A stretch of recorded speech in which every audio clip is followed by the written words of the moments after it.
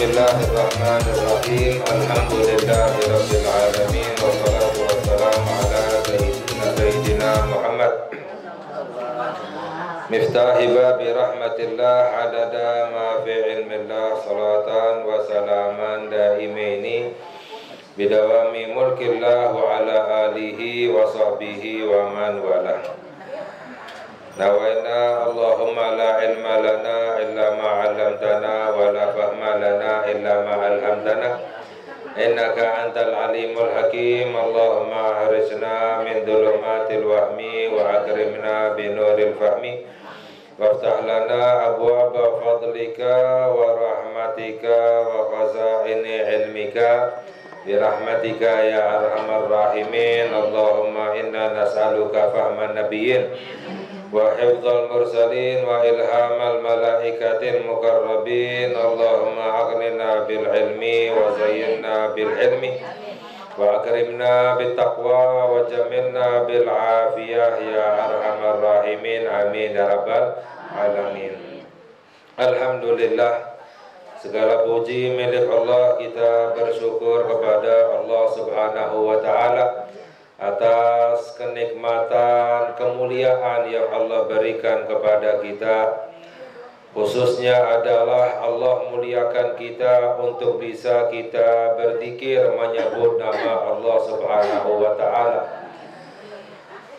Jika Allah ingin mengingat seorang hamba, maka Allah jadikan hamba itu ingat kepada Allah.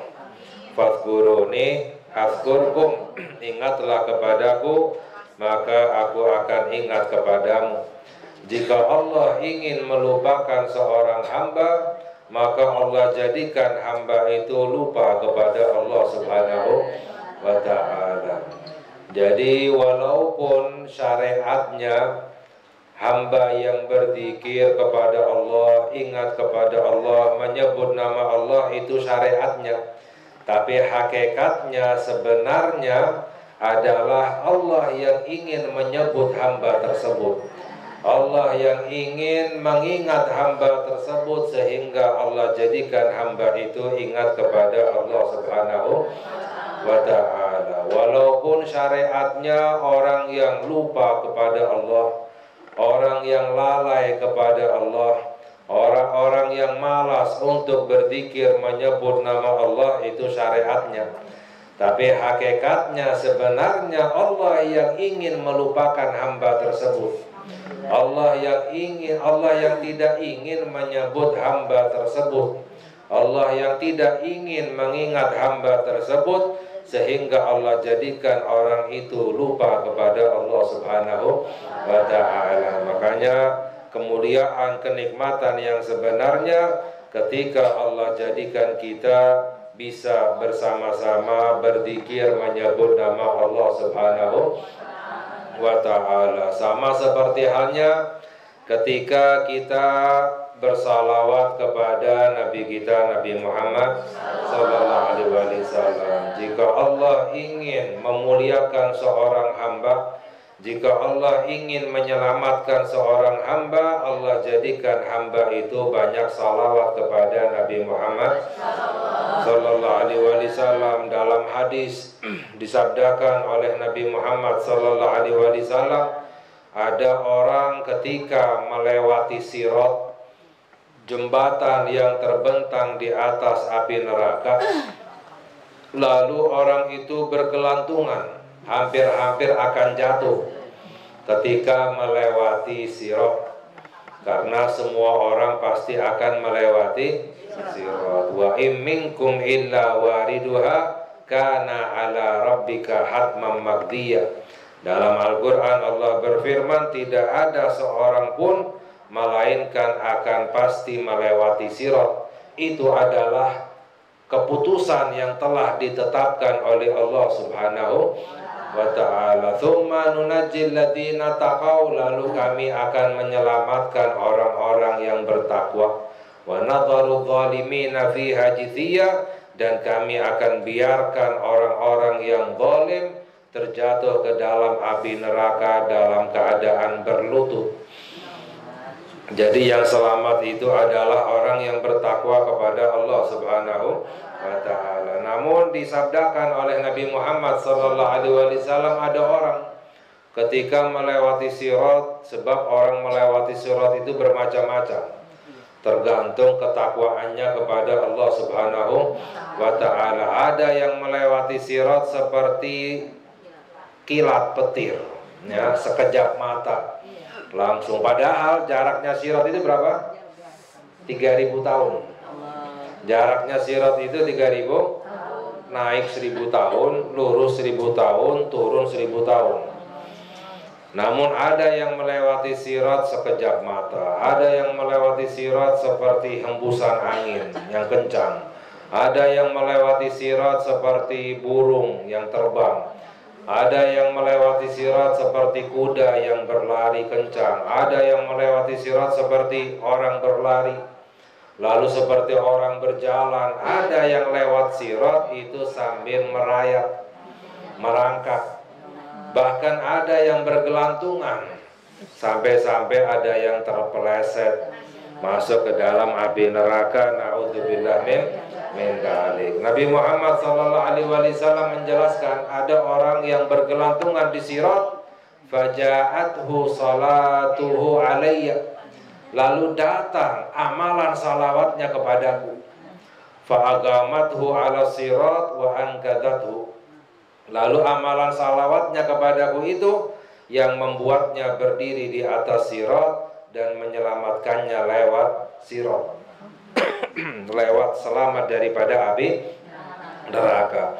Menunjukkan bahwa salawat itu adalah salah satu amalan yang bisa menyelamatkan kita dari api neraka, ya. Jadi jika Allah ingin menyelamatkan seorang hamba, memuliakan seorang hamba, Allah jadikan orang itu banyak salawat kepada Nabi Muhammad SAW. Jika Allah ingin mencelakakan seorang hamba, Allah jadikan orang itu nggak suka salawatan, ya, nggak demen salawatan, bahkan sampai-sampai melarang salawat, ya, mengharamkan salawat, ya. Naudzubillah min. Ini adalah orang-orang yang tidak akan mendapatkan syafaatnya Nabi kita Nabi Muhammad. Alhamdulillah kita diciptakan oleh Allah di dunia ini, tujuannya adalah untuk beribadah kepada. Jadi tujuan Allah ciptakan kita adalah untuk kita seperti ini sekarang ini.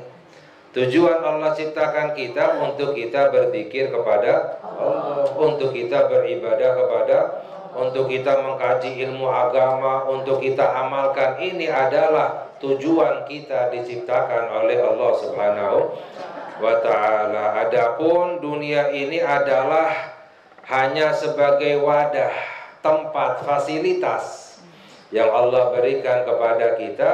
Tujuannya untuk apa? Untuk kita berzikir menyebut nama Allah, untuk kita ibadah kepada Allah, itu tujuannya. Jadi dunia itu hanya sebagai fasilitas, jangan dijadikan dunia itu sebagai tujuan. Fasilitas untuk kita mencapai kehidupan yang abadi, kebahagiaan yang abadi nanti di hari akhirat. Orang kalau seandainya di dunia itu hanya sebatas untuk makan dan minum saja, bertahan hidup, gak ada bedanya dengan hewan, ya kan? Tapi manusia yang berakal, diberi akal oleh Allah di dunia ini, bukan hanya sekedar bertahan hidup, akan tetapi untuk mendapatkan kehidupan yang bahagia abadi selama-lamanya di hari akhirat nanti, di sisi Allah, di dalam surganya Allah Subhanahu wa ta'ala. Alhamdulillah, kita melanjutkan kajian kita, yaitu insya Allah kita akan mengkaji tentang masalah bab tauhid, yaitu ilmu yang mengkaji tentang sifat-sifat Allah Subhanahu wa ta'ala yang pertama. Sebelumnya kita mengkaji makna daripada dua kalimat syahadat, ya. Lalu i'lam anna syahadatain tadammanata jami'al aqaid allati yalzamul mukallafa ma'rifatuha fi haqqillahi ta'ala wa rasulihi. Ketahuilah, para ulama menjelaskan, ketahuilah bahwa di dalam dua kalimat syahadat terkandung akidah-akidah, keyakinan-keyakinan yang wajib diketahui oleh setiap mukallaf. Mukallaf itu orang yang baligh dan berakal. Orang yang baligh dan berakal itu wajib untuk mengetahui sifat-sifat Allah Subhanahu wa ta'ala dan sifat para utusannya Allah Subhanahu wa ta'ala, yaitu akidah-akidah, keyakinan-keyakinan. Wahia khamsuna akidah, yang total jumlahnya adalah 50 akidah. Totalnya adalah 50 akidah keyakinan yang wajib untuk diketahui setiap mukallaf. Ihda wa arba'una fi haqqihi ta'ala, 41 akidah yang berhubungan dengan sifatnya Allah Subhanahu wa ta'ala. Jadi sifat Allah yang harus kita ketahui ada 41 sifat yang harus kita yakini. Ishruna minha wajibatun la yutasawwaru fil aqli adamuha. 41 ini dibagi 3. 41 ini dibagi 3. Yang 20 adalah sifat yang wajib. Sifat Allah yang wajib. Wajib itu apa? Enggak sama seperti wajib di dalam ilmu fikih. Kalau wajib di dalam ilmu fikih maknanya jika dijalankan mendapatkan pahala, ditinggalkan mendapatkan dosa. Itu wajib dalam ilmu fikih. Tapi wajib dalam ilmu tauhid maknanya apa? Sesuatu yang pasti ada. Sifat wajib maknanya sifat yang pasti ada, nggak mungkin tidak ada. Itu namanya sifat wajib. Jadi 20 adalah sifat Allah yang wajib. Wa ishruna mustahila la yutasawwaru fil aqli wujuduha. Dan yang 20 adalah sifat mustahil. Kalau dalam ilmu fikih wajib kebalikannya adalah fikih haram, ya. Wajib kebalikannya adalah haram. Kalau dalam ilmu tauhid wajib kebalikannya adalah mustahil. Apa itu mustahil? Sifat yang nggak mungkin ada, ya, nggak mungkin ada, ya. Wa wahidatun jaizatun yutasawwaru wujuduha wa adamuha. Dan yang satu sifat itu adalah sifat jaiz namanya. Apa itu sifat jaiz? Bisa ada, bisa tidak ada. Jadi sifat Allah itu ada 3. Ada sifat wajib, ada sifat mustahil, dan ada sifat yang jaiz. Sifat wajib ada 20, sifat mustahil ada 20, sifat jaiz ada 1. Totalnya adalah 41. Nanti di dalam sifat para utusannya Allah pun demikian. Sifat para nabi, para rasul itu ada 9 sifat, ya, 9 sifat. Yang 4 wajib, yang 4 mustahil, yang 1 jaiz. Bisa ada, bisa tidak ada. Totalnya adalah 50 akidah, sifat yang harus kita yakini agar iman kita ini sah, agar iman kita ini diterima oleh Allah Subhanahu wa ta'ala. Sebab berapa banyak orang yang ngakunya beriman tapi imannya nggak benar. Banyak orang yang ngaku beriman tapi imannya tidak sah, tidak diterima oleh Allah, ya. Karena apa? Karena tidak mengkaji ilmu agama. Kalau seandainya alasannya, oh saya nggak tahu, orang nggak tahu kan dimaafkan. Nggak semua orang nggak tahu itu dimaafkan. Kalau tidak tahunya itu karena kelalaian, nggak dimaafkan oleh Allah, ya. Kalau seandainya para ulama menjelaskan alasannya tidak tahu, yang dimaafkan itu hanya 2 orang. Alasannya tidak tahu dimaafkan oleh Allah hanya untuk 2 orang. Yang pertama, orang baru masuk Islam. Mu'alaf, orang baru masuk Islam. Oh, saya belum tahu, ya, sifat Allah seperti ini. Oh, hukumnya seperti ini, sholat seperti ini. Wajar, baru masuk Islam. Ini dari bayi udah Islam, orang tuanya Islam, kakeknya Islam, masih belum tahu juga. Mu'alaf apa Islam ini, ya. Jadi yang pertama adalah orang yang baru masuk Islam. Yang 2, yang dimaafkan oleh Allah orang yang tinggalnya jauh dari ulama. Misalnya tinggalnya di ujung gunung, ya tengah hutan misalnya, ya jauh dari ulama. Nah, alasannya nggak tahu, wajar dimaafkan karena nggak bisa mengkaji ilmu agama. Tapi kalau sekitarnya banyak ustadz, ya apalagi sekarang, alasannya belum tahu juga, itu berarti karena kelalaian, tidak dimaafkan oleh Allah Subhanahu wa ta'ala. Makanya diwajibkan oleh Nabi kita Nabi Muhammad menuntut ilmu fardhatun ala kulli. Ya kenapa kok diwajibkan? Agar iman kita benar, agar ibadah kita ini benar, agar diterima oleh Allah Subhanahu wa ta'ala.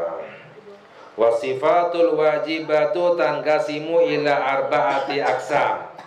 Lalu tadi sifat Allah yang wajib ada berapa? 20. Ya, sebelumnya pernah kita kaji, bukan berarti kita membatasi sifat Allah 20, bukan. Allah itu maha sempurna, tidak terbatas. Tapi yang harus kita ketahui dengan rinci ada 20. Ya, sama seperti Nabi. Jumlah Nabi berapa? 25.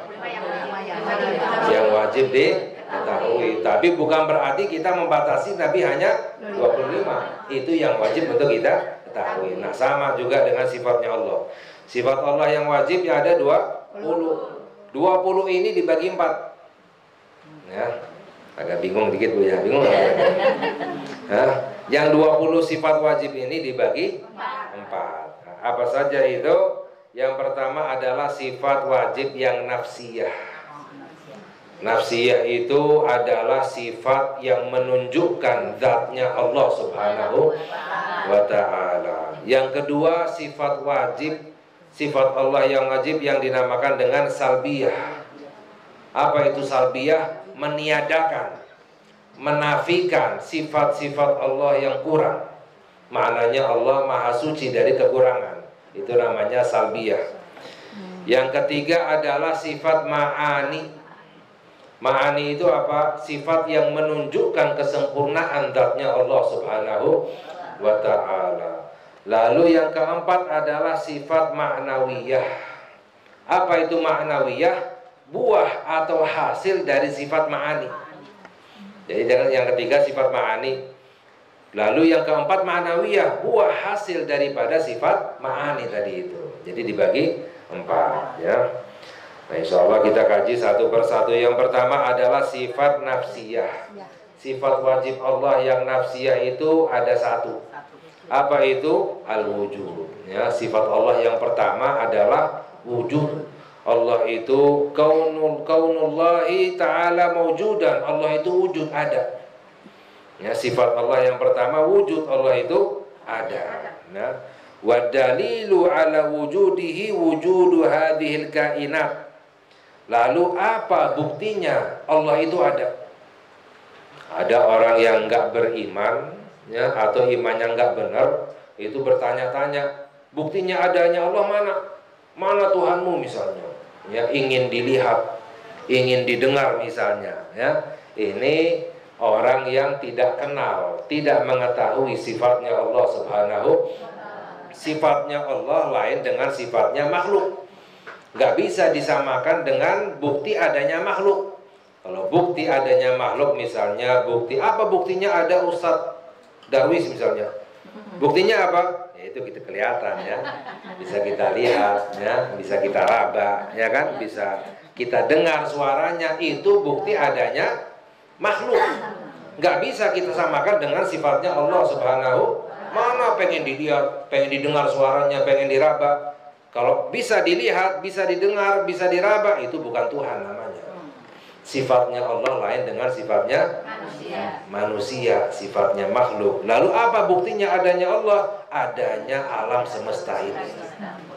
Misalnya nih, ini rumah ya, ada jendela, ada pintu, ada pajangan, ada lampu. Kira-kira masuk akal nggak ini rumah ada dengan sendirinya? Tiba-tiba ada aja gitu. Masuk akal nggak? Itu namanya orang gila kan yang ngomong seperti itu. Ya kan? Nggak mungkin, pasti ada yang bangun ya. Apalagi dengan alam semesta, bumi, planet-planet, matahari mengitari matahari dengan sempurna, ada waktunya. Bumi berputar.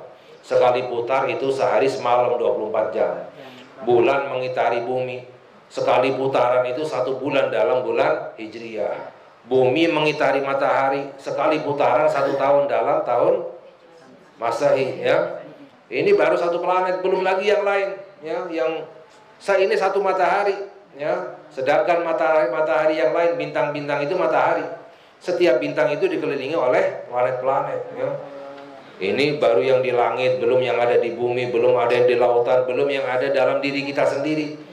Ya, nggak masuk akal seandainya ini semua ada dengan sendirinya. Oh, alam semesta ini ada dengan sendirinya. Itu namanya orang gila seperti tadi ya. Ini menunjukkan semuanya ada yang menciptakannya, ada yang mengaturnya, yaitu Allah Subhanahu. Jadi dalil adanya Allah, adanya makhluknya, adanya alam semesta. Apa itu alam semesta? Apapun selain Allah. Apapun selain Allah itu adalah ciptaan Allah. Apapun selain Allah itu adalah makhluknya Allah. Ya, yang ada, yang Tuhan hanyalah Allah Subhanahu wa ta'ala. Jadi ini yang wajib untuk kita yakini. Arsy itu makhluk atau bukan? Makhluk. Arsy itu makhluk ya. Langit itu makhluk. Tempat, ruang, waktu itu semuanya adalah makhluk ya. Sedangkan Allah tidak membutuhkan makhluknya. Allah tidak membutuhkan ciptaannya. Jadi nggak bisa orang bilang Allah di atas. Atas itu ciptaan Allah. Allah di arsy, duduk di singgasana. Arsy itu adalah ciptaan Allah, nggak membutuhkannya ya. Allah berada di dalam ruang, tempat, waktu. Ini semuanya adalah ciptaan Allah ya kan. Lalu Allah di mana misalnya? Wallahu a'lam ya. Kalau ada orang bilang Allah di langit, kita tanya balik. Sebelum adanya langit, langit ciptaan Allah bukan? Pasti jawabannya ciptaan. Nah, sebelum adanya langit, Allah di mana? Wallahu, sifatnya Allah nggak berubah. Sama keadaannya Allah sebelum menciptakan langit dan setelah menciptakan, nggak berubah. Di mana Allah? Wallahu a'lam. Ya, seperti itu. Yang harus kita ketahui bukan zatnya Allah, bukan Allah di mana, bagaimana, tapi yang harus kita ketahui sifatnya Allah Subhanahu. Itu yang namanya ma'rifat. Ma'rifat itu apa? Mengenal Allah. Yang kita kenali adalah sifatnya Allah Subhanahu wa ta'ala ya. Lalu yang berikutnya, yang kedua, bagian yang kedua, salbiyah tadi itu ya. Nah, salbiyah itu ada 5 sifat Allah yang wajib. Salbiyah ada 5 sifat Allah yang wajib ya. Yang pertama wahiyya al-qidamu. Yang pertama kidam atau qadim. Apa itu qadim? Kalau diartikan dalam bahasa Indonesia dahulu. Lama. Qadim itu maknanya lama ya. Tapi Allah maha dahulu, Allah maha qadim maknanya apa? Allah tidak ada awalnya. Allah itu tidak ada ya, jadi nggak ada istilahnya Allah dulu muda misalnya ya. Karena apa? Itu terikat dengan waktu ya. Allah tidak ada awalnya ya, nggak dulu muda lalu tambah tua itu kita ya, kita seperti itu. Tapi Allah al-qadim atau qidamu, tidak ada awalnya. Yang kedua adalah al-baqa'u, sifat Allah yang salbiyah. Yang kedua adalah al-baqa', kekal. Apa maknanya kekal? Tidak ada akhirnya. Qadim nggak ada awalnya, baqa tidak ada akhirnya ya. Kalau kita ada akhirnya, kita ada awalnya, ada akhirnya. Walaupun nanti di akhirat semua makhluk dikekalkan oleh Allah. Nah, diriwayatkan dalam hadis yang sahih, ketika penduduk sorga udah masuk ke dalam sorga, penduduk neraka masuk ke dalam neraka ya, udah selesai dihisap semuanya, ditimbang lewat sirop ya. Penduduk sorga masuk ke dalam sorga, penduduk neraka masuk ke dalam neraka. Semoga Allah jadikan kita penduduk surga ya. Itu Allah perintahkan malaikat untuk membawa kematian. Kematian diberi rupa seperti rupa kambing. Kematian itu ada rupanya seperti rupa kambing. Malaikat itu meletakkan kambing itu kematian antara surga dan neraka. Semua penduduk surga bisa melihat itu malaikat membawa kematian. Penduduk neraka semuanya melihat. Ya, lalu Allah perintahkan malaikat tersebut untuk menyembelih kambing itu. Maknanya nanti di akhirat kematian disembelih, kematian dimatikan. Maknanya apa? Sudah nggak ada mati lagi. Semua manusia dan jin saat itu dikekalkan oleh Allah Subhanahu kekal, ya, dikekalkan oleh Allah. Kalau Allah maha kekal, maknanya apa? Allah maha kekal, nggak ada yang mengkekalkan Allah. Kalau nanti di akhirat orang dikekalkan, kekal dikekalkan oleh Allah Subhanahu wa ta'ala. Ketika penduduk surga melihat kematian dimatikan, bertambah gembira, bertambah senang, ya. Karena apa? Akan hidup abadi selama-lamanya di dalam surga. Dulu Nabi Adam alaihi salam makan buah khuldi gara-gara apa? Dirayu oleh iblis, kamu kalau makan buah ini kamu akan khuldi di dalam surga. Khuldi itu maknanya kekal. Jadi Nabi Adam, siapa orang nggak mau kekal di dalam surga? Kalau kamu makan buah ini, wahai Nabi Adam, kamu akan kekal di dalam surga, khuldi. Ya. Lalu iblis bersumpah, demi Allah saya ini jujur. Nabi Adam nggak ngira ada orang berani sumpah demi Allah itu bohong. Dikira benar, lupa dengan perintahnya Allah Subhanahu wa ta'ala. Akhirnya makan buah khuldi, harapannya ingin kekal di dalam surga, tapi malah diusir. Padahal karena nggak sengaja, lupa. Ya, dalam Al-Quran, walaqad ahidna ila Adam min qablu fanasiya walam najid lahu azma. Allah berfirman, kami telah ambil janji dari Nabi Adam untuk tidak makan buah khuldi. Nabi Adam lupa, kata Allah.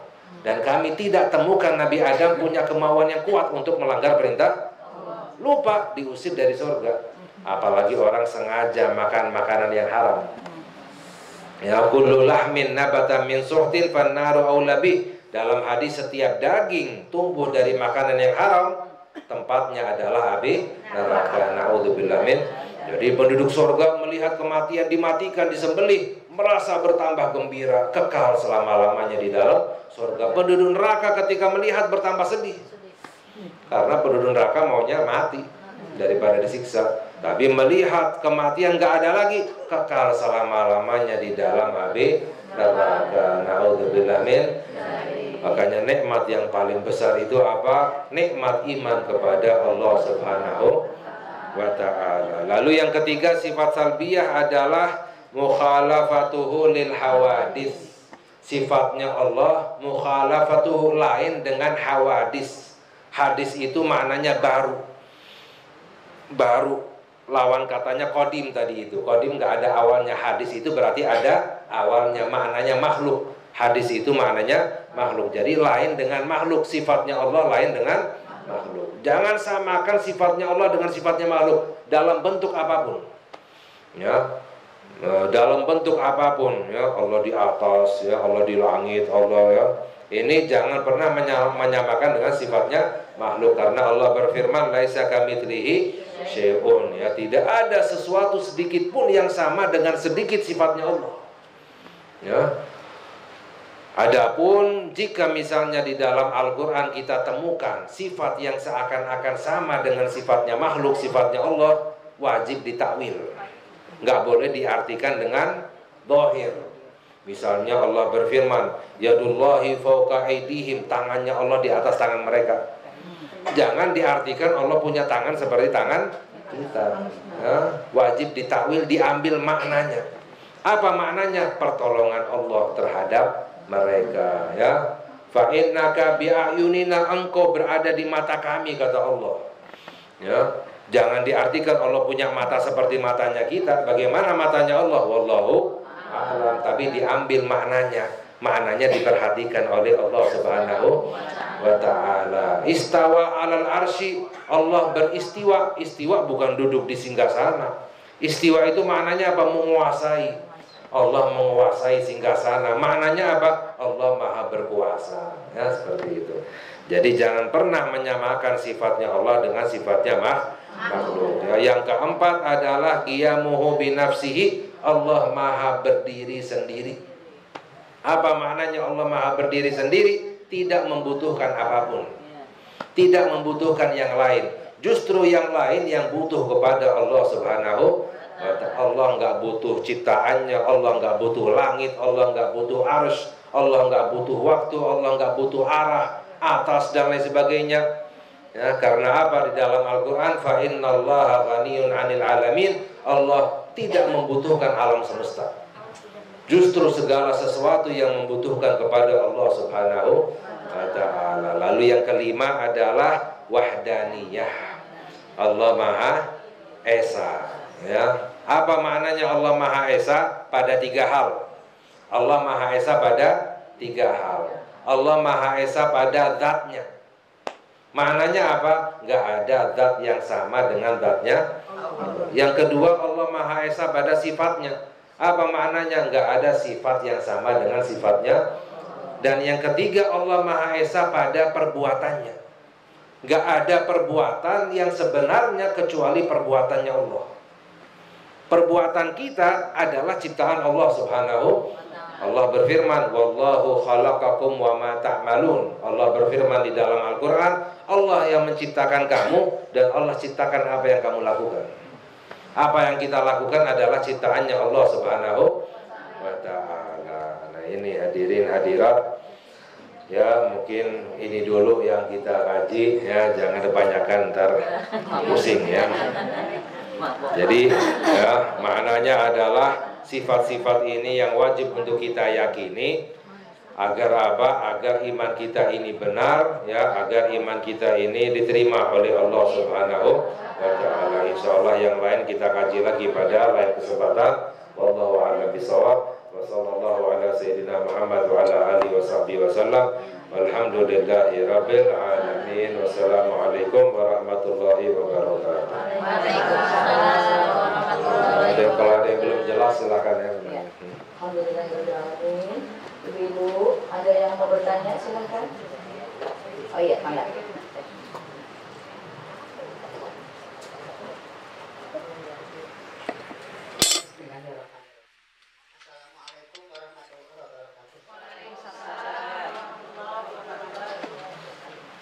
Habib yang memberikan waktu untuk bertanya. Tapi ini ada sedikit melenceng dari tema yang Habib dan sampaikan, yaitu mengenai sifat Allah. Tapi juga dalam rangka untuk mendekati kepada Allah. Dalam hal sholat fajar. Sholat fajar, saya baca cuma baca ya, sudah tanya ke Ustaz dan Zuhadi. Katanya dalam sholat fajar itu kita disunatkan untuk berbaring setelah sholat fajar. Berbaringnya itu dari mulai kita menjalankan sholat seperti baca ya hayu ya qayyum, usul qulub, ya kemudian al-falaq binas gitu. Nah, terus ada di akhirnya kan ya Roba Jibril, Pak Ismail, Pak Ibrahim, Pak Israel dan seterusnya. Nah, pada saat mana kita berbaring saat depan di atas tulang rusuk sebelah kanan. Nah, mohon penjelasan dari Habib.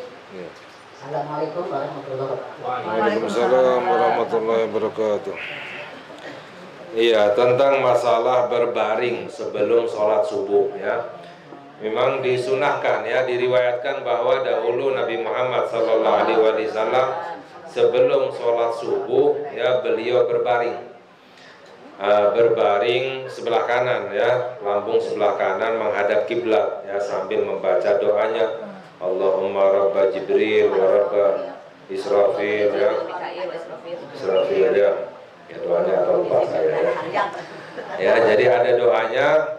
Namun para ulama menjelaskan mendapatkan kesunahannya itu sebenarnya agar tidak disambung antara azan subuh dengan sholat subuh, tidak disambung, dipisah minimalnya dengan doa atau zikir. Jadi nggak harus dalam keadaan berbaring. Walaupun diriwayatkan berbaring sunnah, ya, dilakukan oleh Nabi Muhammad SAW. Namun intinya adalah antara sholat subuh, antara adzan subuh dan sholat subuh itu ada dikiran atau doa-doa atau bacaan Al-Quran, ya, itu mendapatkan kesunahan seperti berbaring tadi itu. Mau berbaring pun mendapatkan kesunahannya, ya, seperti itu. Ya, jadi berbaring jadi tidur. oh enggak, sebentar ya, sesaat ya, jangan kelamaan. Iya. Jadi berbaringnya itu sebenarnya untuk membaca doa tadi itu yang dibaca oleh Nabi Muhammad SAW. Kalau ini apa namanya tuh beduk ini ajan ya. Kan ajannya suka kadang-kadang lain-lain gitu. Itu boleh kita yang begitu ada ajan terus kita ngikuti ajan yang pertama aja. Iya, azan lain-lain ya. Yang penting sudah, ya beda waktu dikit ya. Intinya sudah masuk waktu sholat. Kita bisa lihat sekarang kan di banyak itu subuh jam sekian. Istilahnya sudah azan mau belum azan udah masuk waktu subuh. Mau nunggu silahkan. Lalu sebaiknya bagaimana? Apakah kita hanya menunggu satu azan atau menunggu semua azan? Nah, para ulama menjelaskan kalau kita seandainya menjawab satu azan itu sudah cukup, kita mendapatkan fadilah.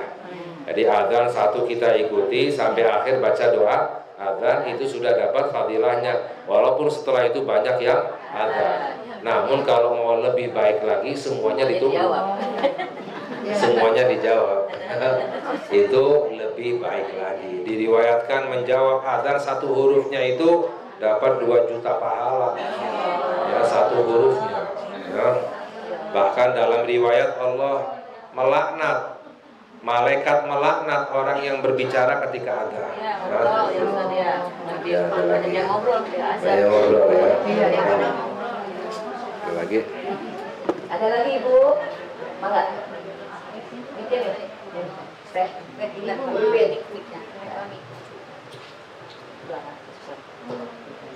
Assalamualaikum warahmatullahi wabarakatuh. Saya mau bertanya, Habib, ini masalah sifat wajib ya tadi ya, yang dibagi 4 itu saya masih kurang jelas tentang sifat wajib yang sautiyah. Itu kan artinya meniadakan, maksudnya meniadakan sifat-sifat Allah yang kurang. Nah, di sini apa pengertiannya? Ya, maksudnya meniadakan kekurangan pada sifatnya Allah. Bukan sifat Allah yang kurang ya. Jadi meniadakan kekurangan ya. Maknanya meyakini bahwa Allah Maha Suci dari kekurangan ya.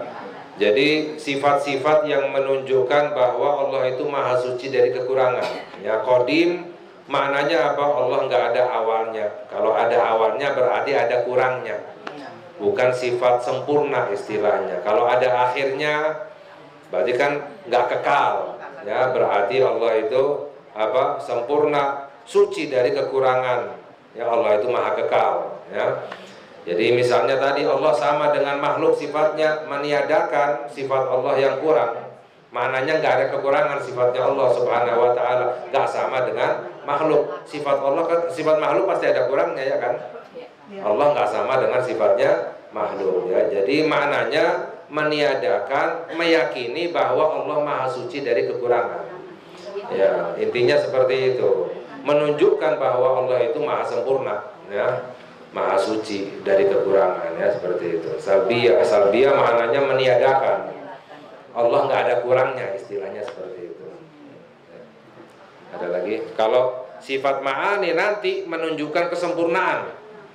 Kalau yang tadi istilahnya Allah nggak ada awalnya, Allah nggak ada akhirnya, nggak sama dengan makhluk, Allah nggak butuh yang lain, ya. Lalu nanti sifat ma'ani menunjukkan kesempurnaan. Allah Maha melihat, Allah Maha mendengar, Allah ya seperti itu. Ya. Ya. Ya. Sudah? Tidak ada lagi? Ada? Masih ada? Enggak.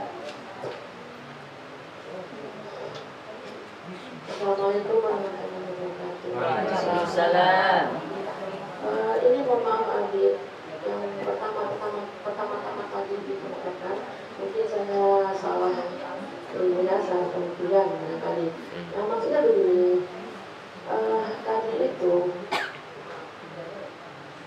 Allah yang menyayangi makhluknya, itu otomatis Allah itu menggerakkan hatinya untuk mengingat Allah. Nah, dan sebaliknya, makhluk yang tidak disukai Allah itu Allah akan menutup hatinya untuk mengingat Allah. Nah, sekarang ini Habib, bisakah orang yang tidak disayang Allah itu bisa menjadi disayang Allah? Kemudian yang kedua, ini Pak, kita dalam berdoa kan kita mengangkat tangan, kita dan menengadahkan kepala. Nah, tangan Allah itu kan dimana? Kita nggak tahu, wallahu alam. Jadi ini apa ini sama aja.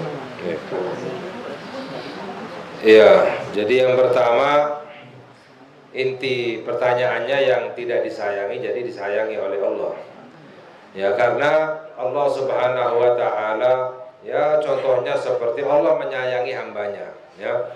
Allah Maha kasih sayang. Namun Allah mengutuk hamba-hambanya yang terkutuk, itu segala sesuatu ada sebabnya. Seperti iblis contohnya. Iblis itu hambanya Allah. Tadinya istilahnya beriman kepada Allah, rajin ibadah, sampai iblis itu masuk ke dalam golongannya malaikat. Iblis itu sudah masuk ke dalam golongannya malaikat, ya. Wa idz qala rabbuka lil malaikati isjudu li adama fasajadu illa iblis. Ya, Allah perintahkan malaikat untuk sujud kepada Nabi Iblis kan nggak disebut. Kami perintahkan malaikat untuk sujud kepada Nabi. Iblis menolak, padahal iblis tidak disebut. Ya, mengapa? Karena saat itu iblis sudah masuk ke dalam golongannya malaikat. Jadi rajin ibadahnya. Ya, namun karena sebab, ya, Allah Subhanahu wa taala mengutuknya karena durhaka, nggak taat kepada Allah Subhanahu wa taala. Sama juga Allah melupakan seorang hamba, Allah mengutuk seorang hamba, ya karena sebab. Segala sesuatu ada hikmahnya, ada takdirnya, segala sesuatu ditakdirkan oleh Allah. Tentang membahas masalah takdir nggak bisa kita bahas, karena nggak sampai dengan akal pikiran kita. Tapi ada satu cerita riwayat bahwa iblis pernah ngadu kepada Allah, ya Allah, aku ini kan nggak sujud kepada Nabi Adam, itu kan takdirmu ya Allah. Nggak ada sesuatu yang bisa mengelak dari takdirnya Allah, ya kan? Yang terjadi pasti yang ditakdirkan. Allah takdirkan iblis nggak sujud kepada Nabi. Ya Allah, ini kan takdirmu. Mengapa engkau kutuk aku? Mengapa aku ini sampai masuk ke dalam api neraka? Sedangkan ini adalah takdirmu ya Allah. Lalu ditanya oleh Allah Subhanahu wa taala, kamu tahu ini adalah takdirku sebelum kamu melakukan atau setelah kamu melakukan? Sebelum atau sudah kira-kira? Sebelum atau sudah? Ya, kalau sebelum kita nggak tahu takdir kan?